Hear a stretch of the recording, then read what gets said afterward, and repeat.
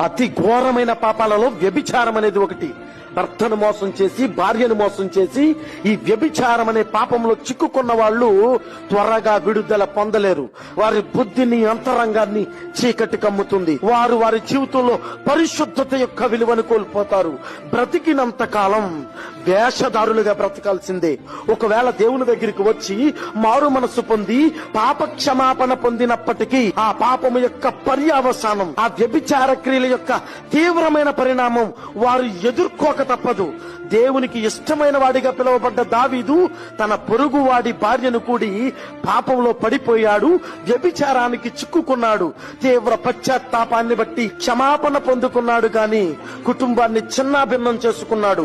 అందుకనే వాక్యం చెప్తుంది, తన పొరుగు వారి భార్యను గాని భర్తను గాని ముట్టువాడు, కూడువాడు శిక్షను తప్పించుకొనలేడు, ఆ ప్రకారమే నాశనమవుతాడు.